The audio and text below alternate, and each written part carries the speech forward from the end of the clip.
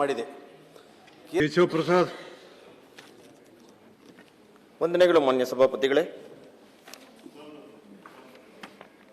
ಕರ್ನಾಟಕ ರಾಜ್ಯಪಾಲರ ಈ ಜಂಟಿ ಅಧಿವೇಶನವನ್ನ ನಾನು ವಿರೋಧಿಸ್ತಾ ಇದ್ದೀನಿ ಮಾನ್ಯ ಸಭಾಪತಿಗಳೇ. ಸಾಮಾನ್ಯವಾಗಿ ಇನ್ನು 2 ತಿಂಗಳಾದ ನಂತರ ಈ ಒಂದು ಅಧಿವೇಶನವನ್ನ ಕರೆಯಬೇಕಾಗಿತ್ತು. ಯಾಕೆ ಅಂತಂದ್ರೆ ಬಜೆಟ್ಗಿಂತ ಮುಂಚೆ ಇದು ಕಲಿಯುವಂತಹ ವಾಡಿಕೆ. ಆ ಸಂದರ್ಭದಲ್ಲಿ ಡಿಸೆಂಬರ್ 25 ತನಕ ಕೊಟ್ಟಿರುವಂಥದ್ದು ಇನ್ನೂ ಎಷ್ಟು ಸಾಧನೆಗಳಾಗಿದೆ ಅಂತ ಸರ್ಕಾರಕ್ಕೆ ಗೊತ್ತಾಗುತ್ತೆ.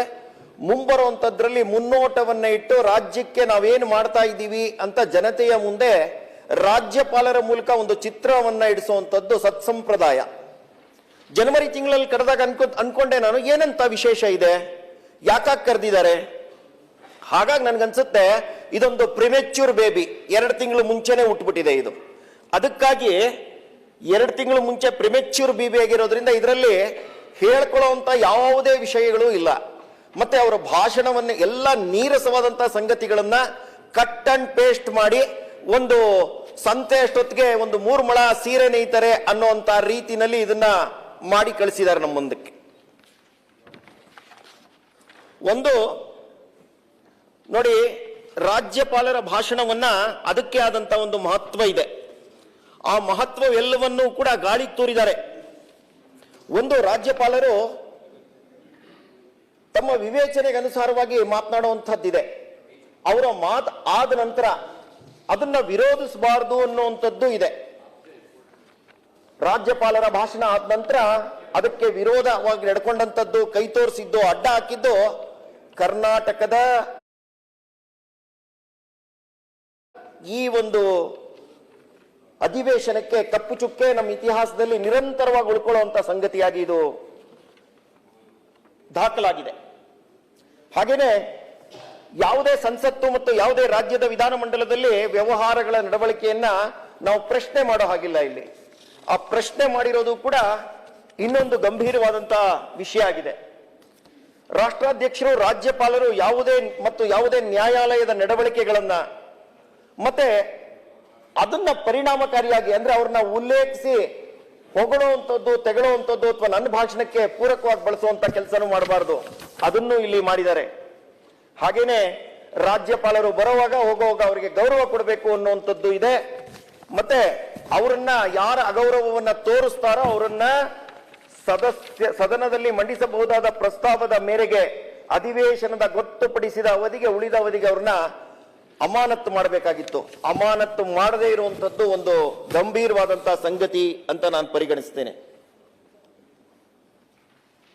ಹಾಗೇನೆ ಈ ಒಂದು ಭಾಷಣದಲ್ಲಿ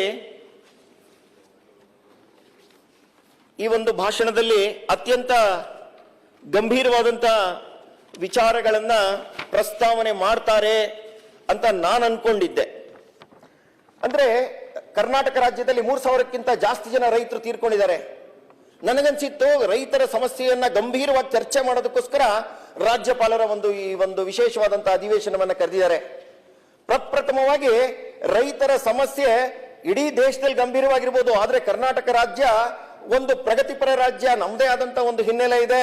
ನಮಗೆ ಇದನ್ನ ನಾವು ಹೇಗೆ ಬದಲಾಯಿಸ್ತೀವಿ ಅನ್ನುವಂತ ಚಿತ್ರಣವನ್ನ ಕೊಡ್ತೀವಿ ಅಂತ ಅನ್ಕೊಂಡಿದ್ದೆ. ಆದ್ರೆ ಆ ರೀತಿ ಇದಕ್ಕೆ ಇದನ್ನ ಕರೆದಿಲ್ಲ. ನೋಡಿ, ಕರ್ನಾಟಕದಲ್ಲಿ ರೈತರ ಒಂದು ಜಮೀನಿಗೆ ತುಂಬಾ ಒಳ್ಳೆಯ ಅವಕಾಶ ಇತ್ತು. ಅಂದ್ರೆ ಬೇಗ ಮಳೆ ಬಂದಿತ್ತು, ತುಂಬಾ ಜಾಗದಲ್ಲಿ ಕೃಷಿ ಆಗಿತ್ತು, ಇವ್ರಿಗೆಲ್ರಿಗೂ ಕೂಡ ಬಿತ್ತನೆ ಬೀಜಗಳು ಸಿಗ್ಬೇಕಾಗಿತ್ತು, ಕ್ವಾಲಿಟಿ ಬೀಜ ಸಿಗ್ಬೇಕಾಗಿತ್ತು, ಹಾಗೇನೆ ಅವ್ರಿಗೆ ಗೊಬ್ಬರ ಸಿಗ್ಬೇಕಾಗಿತ್ತು, ಸಮಯಕ್ಕೆ ಸರಿಯಾಗಿ ನ್ಯಾನೋ ಗೊಬ್ಬರ ಸಿಗ್ಬೇಕಾಗಿತ್ತು. ಇದೆಲ್ಲವನ್ನೂ ಸಮಗ್ರವಾಗಿ ಯೋಚನೆ ಮಾಡ್ತಾರೆ ಅಂತ ಅನ್ಕೊಂಡಿದ್ದೆ. ಅದ್ಯಾವುದು ಕೂಡ ರಾಜ್ಯಪಾಲರ ಭಾಷಣದಲ್ಲೂ ಇರಲಿಲ್ಲ, ಚರ್ಚೆಯ ವಿಷಯನೂ ಆಗಿಲ್ಲ. ಹಾಗೇನೆ ವಕ್ಫ್ ಬೋರ್ಡ್ನಿಂದ ರೈತರ ಜಮೀನು ಜಪ್ತಾಗ್ತಾ ಇತ್ತು. ಇದು ನಮ್ದು ಅಂತ ಹೇಳಿ ಒಂದು ನೋಟಿಸ್ ಕೊಟ್ಬಿಟ್ಟು ತಗೊಂಡ್ಬಿಡ್ತಾ ಇದ್ರು. ತುಂಬಾ ದೊಡ್ಡ ಸಮಸ್ಯೆ, 1000 ಎಕರೆ ಜಾಗ ಹೋಗ್ತಾ ಇತ್ತು. ಇದನ್ನ ಗಂಭೀರವಾಗಿ ತಗೊಳುತ್ತೆ ಸರ್ಕಾರ ಅಂತ ಅನ್ಕೊಂಡಿದೆ. ಇದು ಕೂಡ ರಾಜ್ಯಪಾಲರ ಭಾಷಣದಲ್ಲಿಲ್ಲ. ಹಾಗೇನೆ ರಾಜ್ಯ ಕೊಡ್ತಾ ಇದ್ದಂತ 4,000 ರೂಪಾಯಿನ ರೈತ ಸಮ್ಮಾನ ನಿಧಿಯನ್ನ ನಿಲ್ಲಿಸ್ಬಿಟ್ಟಿದ್ರು. ಇದನ್ನ ಮತ್ತೆ ನಾವು ಪ್ರಾರಂಭ ಮಾಡ್ತೀವಿ, ತಪ್ಪಾಗೋಗಿದೆ ನಮ್ಮಿಂದ ಅಂತ ಹೇಳ್ತಾರೆ ಅನ್ಕೊಂಡಿದ್ದೆ. ಅದು ಕೂಡ ಇವರು ಹೇಳಿಲ್ಲ. ಹಾಗೇನೆ ಕೃಷಿಯ ಮುನ್ನೋಟವೇ ಇಲ್ಲದೆ ಇರುವಂತಹ ಒಂದು ಭಾಷಣ ಇದಾಗಿದೆ. ಇನ್ನು SC ST TSP ಹಣ, SC ST TSP ಹಣವನ್ನ ಯಾವುದಕ್ಕಾಗಿ ಬಳಸಬೇಕು? ಎಲ್ಲರೂ ಕೂಡ 25,000 ಕೋಟಿಯನ್ನ ಯಾವುದಕ್ಕೆ ಬಳಸ್ಕೊಂಡಿದೀವಿ ಅನ್ನೋದನ್ನ ಹೇಳ್ತಾ ಇದ್ದಾರೆ. ಆದ್ರೆ ಅದರಲ್ಲಿ ಇರುವಂತದ್ದೇನು ಅಂತಂದ್ರೆ ಅವರ ಹಾಡಿಗಳ ಉದ್ಧಾರಕ್ಕೆ, ಅವರ ಶಿಕ್ಷಣಕ್ಕೆ, ಅವರ ಉನ್ನತ ಶಿಕ್ಷಣಕ್ಕೆ, ಅವರ ಮನೆ ನಿರ್ಮಾಣಕ್ಕೆ, ಅವರ ಸೊಬದುಕನ್ನ ಕಟ್ಕೊಳ್ಳೋದಕ್ಕೆ SC ST TSP ಹಣ ಬಳಕೆ ಆಗ್ಬೇಕಾಗಿತ್ತು. ನೀವೇನಕ್ಕೆ ಬಳಸ್ತಾ ಇದ್ದೀರಿ? ಅವರನ್ನ ಬಸ್ನಲ್ಲಿ ಓಡಾಡ್ಸಕ್ಕೆ, ಅವ್ರ ಮನೆಗೆ ವಿದ್ಯುತ್ ಆಗ್ಲೇ ಸಿಕ್ಕಿತ್ತು 75 ಯೂನಿಟ್, ಇನ್ಯಾವುದಕ್ಕೆ ಅದನ್ನು ಬಳಸ್ತಾ ಇದ್ದೀರಿ? ಅಂದ್ರೆ SC ST TSP ಹಣವನ್ನು ದುರ್ಬಳಕೆ ಪೂರ್ತಿಯಾಗಿ ಮಾಡ್ಕೋತಾ ಇದ್ದೀರಿ.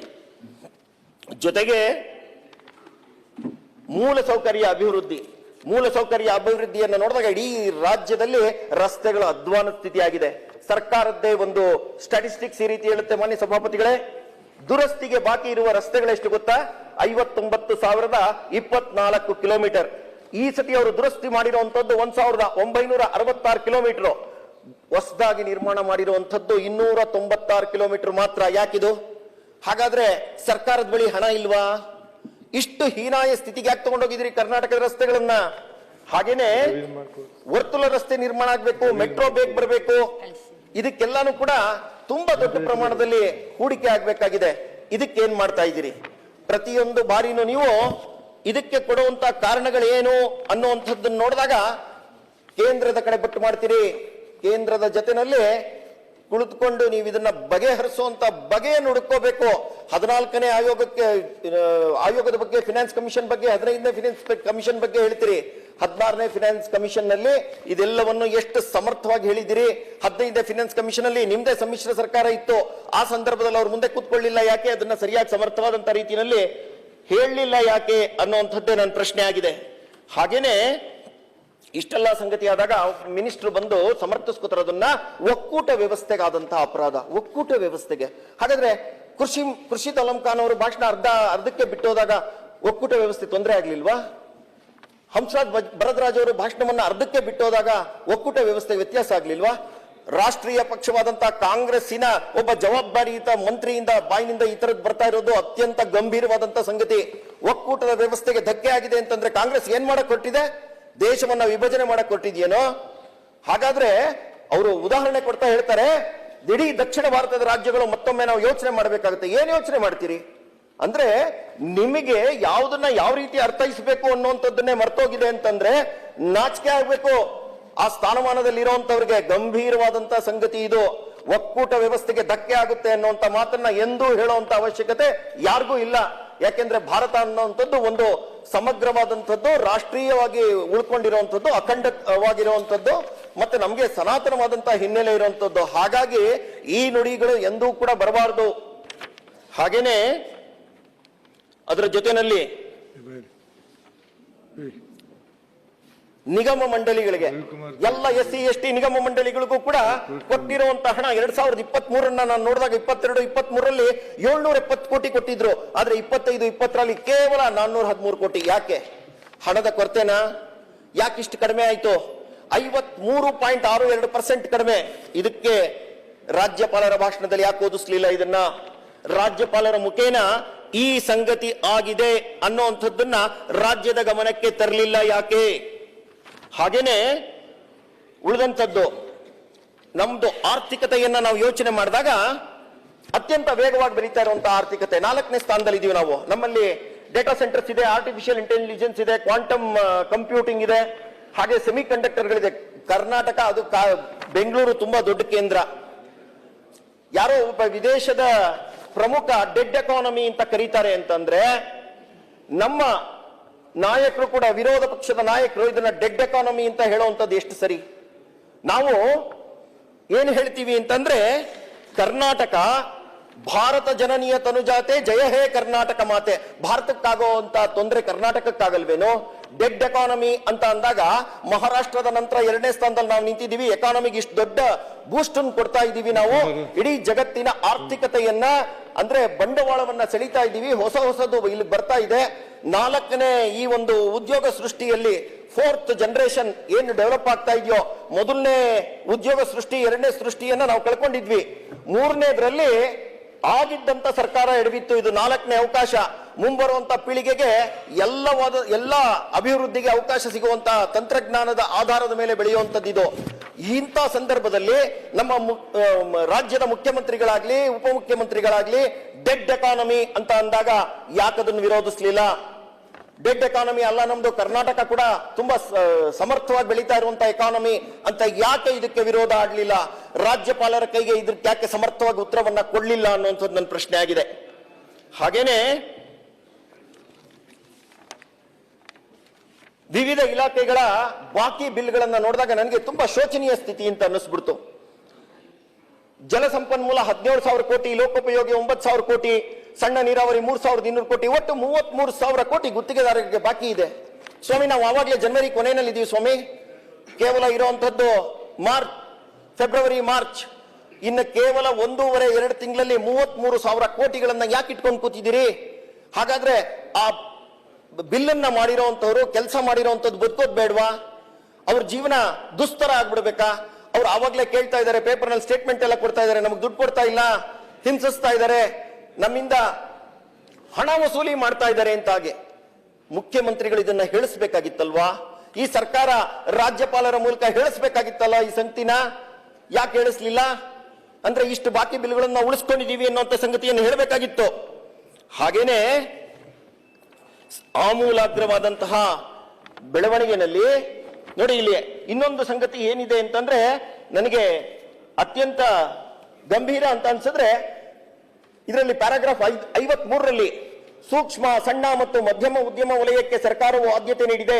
2025ರ ಡಿಸೆಂಬರ್ ಅಂತ್ಯಕ್ಕೆ ಉದ್ಯಮ ತಂತ್ರಾಂಶದಲ್ಲಿ 25 ಲಕ್ಷ ಎಂಎಸ್ಎಂಇಗಳು ನೋಂದಣಿಯಾಗಿದ್ದು. ಸ್ವಾಮಿ, 25 ಲಕ್ಷ ನೋಂದಣಿಯಾಗಿದೆಯಂತೆ. ತುಂಬಾ ಸಂತೋಷ ಪಡ್ತೀನಿ. ಹಾಗೇನೆ 235.2 ಲಕ್ಷ ಉದ್ಯೋಗಗಳು ಸೃಜನೆಯಾಗಿವೆ. ಸ್ವಾಮಿ, ಕರ್ನಾಟಕ ಒಂದರಲ್ಲೇ 2.35 ಲಕ್ಷ ಉದ್ಯೋಗ ಸೃಷ್ಟಿಯಾಗಿದೆ. ಅದ್ಭುತವಾದಂತಹ ಸಂಗತಿ. ಇಂಥ ಒಂದು ಸಂಗತಿಯನ್ನ ಮಾನ್ಯ ರಾಜ್ಯಪಾಲರ ಬಳಿ ಹೇಳಿಸಕ್ ಹೊರಟಿದ್ರಿ ನೀವು. ಸಹಜವಾಗಿ ಇದು ವಾಸ್ತವಿಕತೆಗೆ ಹತ್ರ ಇದೆಯಾ? ಇದು ಸತ್ಯಕ್ಕೆ ಎಷ್ಟು ದೂರವಾದಂತ ಸಂಗತಿ ಇದು. ಹಾಗೇನೆ ಇದನ್ನ ಇನ್ನು 3 ನಿಮಿಷ ಆಗ್ಲಿ ನೋಡಿ, ಅರ್ಕಾವತಿ ಬಡಾವಣೆ, RB ತಿಮ್ಮಾಪುರ ಅವರ ವಿರುದ್ಧ ದೊಡ್ಡದಾದಂತಹ ಒಂದು ಆರೋಪ ಬಂದಿದೆ. ಮುಖ್ಯಮಂತ್ರಿಗಳು ಏನ್ ಮಾಡಬೇಕಾಗಿತ್ತು? ರೆಸಿಗ್ನೇಷನ್ ತಗೋಬೇಕಾಗಿತ್ತು, ಎನ್ಕ್ವೈರಿ ಮಾಡಬೇಕಾಗಿತ್ತು, ಆಮೇಲೆ ಅವ್ರನ್ನ ರೀಇನ್ಸ್ಟೇಟ್ ಮಾಡಬೇಕಾಗಿತ್ತು. ಪತ್ರಿಕೆಗಳು ಸುಮ್ಮನೆ ಬರೀತಾರ? ಟಿವಿ ಚಾನೆಲ್ಗಳು ಸುಮ್ಮನೆ ಬರೀತಾರ? ಯಾರು ಅವರು ಹಣನ ಇಟ್ಕೊಂಡು ನೇರವಾಗಿ ಸಿಕ್ಕಾಕೊಂಡಿರೋಂಥವ್ರು ಯಾಕೆ ಸರ್ಕಾರ ಸುಮ್ಮನೆ ಕೂತ್ಕೊಳ್ತು? ನೋಡಿ, ಅರ್ಕಾವತಿ ಬಡಾವಣೆ ಬಂದಾಗ ನ್ಯಾಯಮೂರ್ತಿ ಕೆಂಪಣ್ಣ ಅವರ ಆಯೋಗ ರಚನೆ ಆಯ್ತು. ಹಾಗೇನೆ ನಮ್ಮ ಬಗ್ಗೆ ಆರೋಪ ಬಂತಲ್ಲ, 40% ಕಮಿಷನ್ ತಗೊಂಡ್ರಿ ಅಂತ. ನ್ಯಾಯಮೂರ್ತಿ ನಾಗಮೋಹನ್ ದಾಸ್ ಅವರ ಆಯೋಗವನ್ನ ರಚಿಸಿದಿರಿ. ಏನಾಯ್ತು ರಿಪೋರ್ಟ್? ಅದು 3 ವರ್ಷಕ್ಕೆ ಹತ್ತತ್ರ ಬರ್ತಾ ಇದೆ. ರಿಪೋರ್ಟ್ ಸಬ್ಮಿಟ್ ಮಾಡಿದ್ರ? ತಪ್ಪಿತಸ್ಥರು ಯಾರು ಅಂದ್ರಲ್ಲ, PCM ಅಂತ ಅಂದ್ರಲ್ಲ, ಕೊಟ್ರ ನೀವು ಅದಕ್ಕೆ ಪುರಾವೆಯನ್ನ? ಆ ಸಂದರ್ಭಕ್ಕೆ ನೀವು ಪುರಾವೆ ಇಲ್ಲದೆ ನಡ್ಕೋತೀರಿ ಅಂತಂದ್ರೆ ಈಗೂ ಕೂಡ ನಾವು ಪತ್ರಿಕೆಗಳಲ್ಲಿ ಬಂದಿರುವಂತದ್ದು, ಟಿವಿಗಳಲ್ಲಿ ಬಂದಿರುವಂತದ್ದು, ಸಿಕ್ಕಾಕೊಂಡಿರೋದ್ರ ಆಧಾರದ ಮೇಲೆ ಹೇಳಿರೋದು.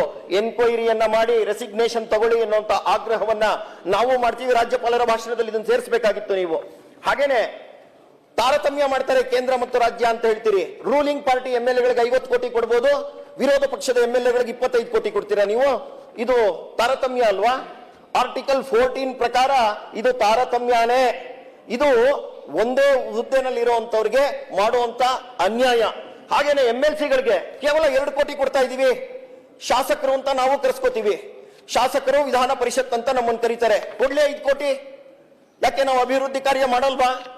ಇಡೀ ರಾಜ್ಯದಲ್ಲಿ ಓಡಾಡಲ್ವಾ? ರಾಜ್ಯದ ಜನತೆಯ ಬಗ್ಗೆ ನಮಗೆ ಕಾಳಜಿ ಇಲ್ವಾ? 5 ಕೋಟಿ ಕೊಡಬೇಕು ಅನ್ನುವಂಥದ್ರ ಗಮನ ಇಲ್ವಾ? ರಾಜ್ಯಪಾಲರ ಭಾಷಣದಲ್ಲಿ ಇದನ್ನು ಹೇಳಿಸಬೇಕಾಗಿತ್ತಲ್ಲ.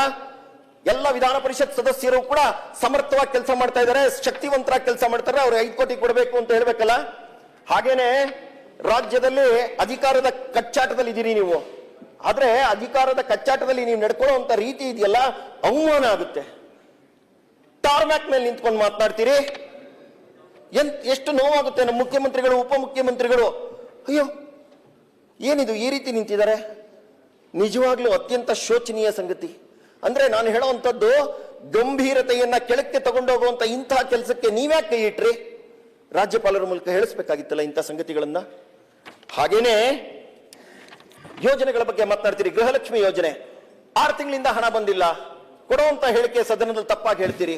ಹಾಗಾದ್ರೆ ಆ ದುಡ್ಡುಗಳನ್ನ ಏನೆಲ್ಲ ಮಾಡ್ತಾ ಇದ್ದೀರಿ? ಶಕ್ತಿ ಯೋಜನೆಯಲ್ಲಿ KSRTCಗೆ 4220 ಕೋಟಿ ಬಾಕಿ ಇದೆ ಸ್ವಾಮಿ. ಹಾಗೇನೆ ಭವಿಷ್ಯ ನಿಧಿ, ನಿವೃತ್ತಿ ವೇತನ ಇದರಲ್ಲೆಲ್ಲ ಸೇರಿ 7236 ಕೋಟಿ ಬಾಕಿ ಇದೆ. ಅನ್ನ ಭಾಗ್ಯದಲ್ಲಿ 5 kg ಕೇಂದ್ರ ಸರ್ಕಾರ ಕೊಡ್ತಾ ಇದೆ ಸ್ವಾಮಿ. ನೀವು ಕೊಡ್ತಾ ಇರೋದು ಕೇವಲ 5 kg. ಇದನ್ನ ಯಾಕೆ ಹೇಳಲ್ಲ? ಯಾವಾಗ್ಲೂ ಏನ್ ಹೇಳುತ್ತೆ? ಸತ್ಯವನ್ನ ಹೇಳ್ಬೇಕು. ಸತ್ಯಂ ಬ್ರೂಯಾತ್ ಪ್ರಿಯಂ ಬ್ರೂಯಾತ್ ನ ಬ್ರೂಯಾತ್ ಸತ್ಯಮ ಪ್ರಿಯಂ. ಅಪ್ರಿಯವಾದಂತ ಸತ್ಯವನ್ನ ಯಾಕೆ ಹೇಳ್ತಾ ಇದ್ದೀರಿ? ಒಪ್ಕೊಳ್ಳಿ. ಸಚ್ಚಾರಿತ್ರವಂತದಿಂದ ನಡೀತಾ ಇದ್ದೀರಿ ಅಂತಂದ್ರೆ ಕೇಂದ್ರದ ನರೇಂದ್ರ ಮೋದಿ ಸರ್ಕಾರ 5 kg ಕೊಡ್ತಾ ಇದೆ, ನಾವಿನ್ನ 5 kg ಕೊಡ್ತಾ ಇದ್ದೀವಿ ಅಂತ ಹೇಳಿ ಅದರಲ್ಲಿ ಹೋಗುವಂತದ್ದೇನು ಮಾನ? ಸತ್ಯದ ಸಂಗತಿಯನ್ನ ನಾವು ಹೇಳ್ತಾ ಇದ್ದೀವಿ ಅಂತ ನಾವು ನಿಂತ್ಕೊಳ್ತೀವಿ. ನನಗನ್ಸುತ್ತೆ ಮುಗಿಸ್ತೀನಿ, ಒಂದೇ ಒಂದು ನಿಮಿಷ, ಜಾಸ್ತಿ ತಗೊಳ್ಳಲ್ಲ. ಇದು ಸರ್ಕಾರ ಏನ್ ಹೇಳ್ಬೇಕಾಗಿತ್ತು ಅಂದ್ರೆ, ಮಹರ್ಷಿ ವಾಲ್ಮೀಕಿ ಅಭಿವೃದ್ಧಿ ನಿಗಮದಲ್ಲಿ 186 ಕೋಟಿ ಹೊಡೆದಿರುವಂತ ಸರ್ಕಾರ ಅಂತ, ನನ್ನ ಸರ್ಕಾರ ಅಂತ ಹೇಳ್ಬೇಕಾಗಿತ್ತು. SC ST TSP ಹಣದಲ್ಲಿ 29,000 ಕೋಟಿ ಬಳಸಿದಂತ ನನ್ನ ಸರ್ಕಾರ ಅಂತ ಹೇಳ್ಬೇಕಾಗಿತ್ತು. ಕರ್ನಾಟಕದಲ್ಲಿ 2,500 ಕೋಟಿ 5,000 ಜನ ರೈತರು ಆತ್ಮಹತ್ಯೆ ಮಾಡ್ಕೊಂಡ್ರು ಅಂತ ಹೇಳಿದಂತ ನನ್ನ ಸರ್ಕಾರ ಅಂತ ಹೇಳ್ಬೇಕಾಗಿತ್ತು. ಕರ್ನಾಟಕದ ಅಬ್ಕಾರಿ ಇಲಾಖೆಯಲ್ಲಿ 4,000 ಕೋಟಿ ಅವ್ಯವಹಾರ ಆಗಿದೆ ಅಂತ ಆಗಿರೋದು ನನ್ನ ಸರ್ಕಾರ ಅಂತ ಹೇಳ್ಬೇಕಾಗಿತ್ತು. ಹಾಗೇನೆ ಕರ್ನಾಟಕದಲ್ಲಿ ಅಲ್ಪಸಂಖ್ಯಾತರನ್ನ ಓಲೈಸ್ತಾ ಹಿಂದೂಗಳನ್ನ ವಿರೋಧ ಮಾಡ್ತಾ ಇದ್ದೀನಿ, ನನ್ನ ಸರ್ಕಾರ ಅಂತ ಹೇಳಬೇಕಾಗಿತ್ತು. RCB ಪಂದ್ಯದಲ್ಲಿ 11 ಜನ ತೀರ್ಕೊಂಡ್ರು, ಇದು ನನ್ನ ಸರ್ಕಾರ ಅಂತ ಹೇಳಬೇಕಾಗಿತ್ತು. ಆರ್ಥಿಕವಾಗಿ ದಿವಾಳಿ ಆಗುವಂತ ಮಟ್ಟಕ್ಕೆ ಬಂದಿರುವಂತ ನನ್ನ ಸರ್ಕಾರ ಅಂತ ಹೇಳಬೇಕಾಗಿತ್ತು. ಇದಿಷ್ಟು ಸಂಗತಿಗಳನ್ನ ಪೊಲೀಸ್ನವ್ರನ್ನ ನಮ್ಮ ಆಳುಗಳ ತರ ಬರೆಸ್ಕೊಳ್ತಾ ಇರುವಂತ ಸರ್ಕಾರ ಅಂತ ಹೇಳಬೇಕಾಗಿತ್ತು. ಮತ್ತೆ ಕರ್ನಾಟಕ ರಾಜ್ಯದಲ್ಲಿ ಅಧಿಕಾರಿಗಳ ತೇಜೋವಧೆ ಮಾಡ್ತಾ ಇರುವಂತ ಸರ್ಕಾರ ಅಂತ ಹೇಳಬೇಕಾಗಿತ್ತು. ಒಬ್ಬ ಅತ್ಯಂತ ದೊಡ್ಡ ಸ್ಥಾನದಲ್ಲಿ ಇರುವಂತವಳು ಅವಳು ಯಾವಳೇ ಅಂತ ಕೇಳಿದಾಗ ಜೊತೆಲಿರುವಂತ ಪುಡಾರಿಗಳು ಏನಂತ ಕೇಳ್ತಾರೆ? ಅದಕ್ಕಾಗಿ ಅಧಿಕಾರಿಗಳ ಮೇಲೆ ಈ ರೀತಿ ನಡೀತಾ ಇರುವಂತದ್ದು. ನಟ್ಟು ಬೋಲ್ಟು ಟೈಟ್ ಮಾಡ್ತೀವಿ ಅಂತ ಹೇಳ್ತಾರಲ್ಲ, ಯಾರು ನಟ್ಟು ಬೋಲ್ಟು ಟೈಟ್ ಮಾಡ್ತೀರಿ? ಅಡ್ಮಿನಿಸ್ಟ್ರೇಷನ್ ನಟ್ಟು ಬೋಲ್ಟು ಟೈಟ್ ಮಾಡಿ ಅದನ್ನೆಲ್ಲವನ್ನು ರಾಜ್ಯಪಾಲರ ಭಾಷಣದಲ್ಲಿ ಸರಿಯಾಗಿ ಹೇಳಿಸಬೇಕಾಗಿತ್ತು. ಆ ತರ ಹೇಳಿದಾಗ ಕರ್ನಾಟಕ ರಾಜ್ಯಕ್ಕೆ ಒಂದು ಘನತೆ ಬರ್ತಾ ಇತ್ತು, ಕೀರ್ತಿ ಬರ್ತಾ ಇತ್ತು. ಇಷ್ಟು ಹೇಳ್ತಾ ನಾನು ಈ ನಿರ್ಣಯವನ್ನ ವಿರೋಧಿಸ್ತೀನಿ ಅಂತ ತಮ್ಮ ಮೂಲಕ ಸರ್ಕಾರಕ್ಕೆ ಹೇಳಕ್ಕೆ ಇಚ್ಛಪಡಿಸ್ತೀನಿ. ನಮಸ್ಕಾರ. ಧನಂಜಯ ಸರ್ಜಿ.